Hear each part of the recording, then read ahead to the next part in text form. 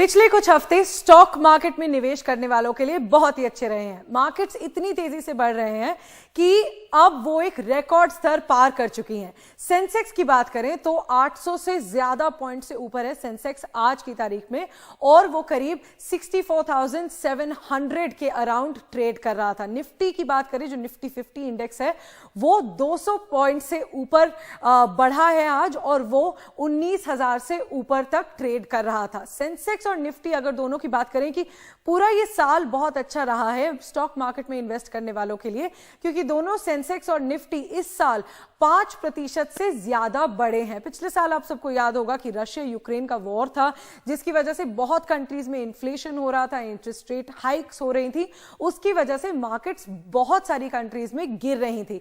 पर अब इस साल जब इकोनॉमी थोड़ी स्टेबल हो रही है, इन्फ्लेशन रेट्स कम हो रहे हैं, अभी भी इन्फ्लेशन बहुत ज्यादा है बहुत कंट्रीज में, इंडिया में भी, पर तब भी इन्फ्लेशन कम हो रही है। इसकी वजह से अब मार्केट्स बढ़ना शुरू कर रही हैं और अब ये एक रिकॉर्ड हाई पार कर चुके हैं।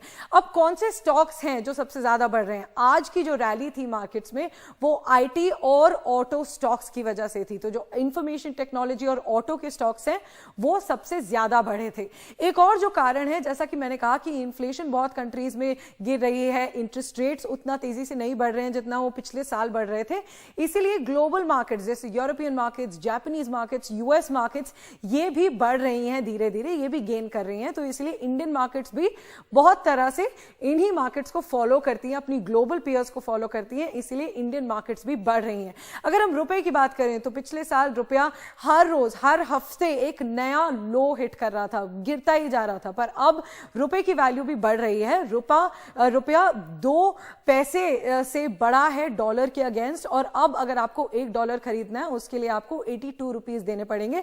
पिछले साल ये 83 तक भी जा चुका था। अब एक कारण जो है मार्केट्स के बढ़ने का, जो सिर्फ एक कारण नहीं है, जो हमें ये भी दिखाता है कि मार्केट्स बेहद पॉजिटिव हैं, वो ये है कि जो फॉरेन इन्वेस्टमेंट्स हैं, जो फॉरेन इन्वेस्टर्स, फॉरेन निवेशक इंडियन इक्विटीज, इंडियन स्टॉक्स में इन्वेस्ट करते हैं, उनकी जो मंथली इन्वेस्टमेंट है वो इस महीने, जो जून 2023 का महीना है, वो अगस्त 2022 से सबसे ज्यादा रही हैं।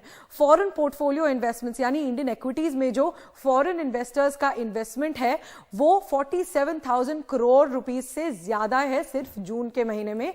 और ये जो मंथली इन्वेस्टमेंट है, ये अगस्त 2022 से सबसे ज्यादा है। अगस्त 2022 में ये 50,000 से ऊपर की इन्वेस्टमेंट थी, पर अब ये 47,000 करोड़ से ऊपर की इन्वेस्टमेंट है। पिछले कुछ महीनों में हमने देखा है कि इन्वेस्टर्स इंडियन मार्केट से पैसा निकाल रहे हैं, पर पिछले कुछ महीनों में हम देख रहे हैं कि ये पैसा वापस आ रहा है और इन्वेस्टर्स का कॉन्फिडेंस वापस आ रहा है इंडियन मार्केट्स में। तो ये एक कारण भी है मार्केट्स के और बढ़ने का, और ये हमें ये भी दिखाता है कि मार्केट्स पॉजिटिव हैं और अभी एक अच्छा टाइम लग रहा है इन्वेस्ट करने का, क्योंकि मार्केट्स अभी बढ़ रही हैं।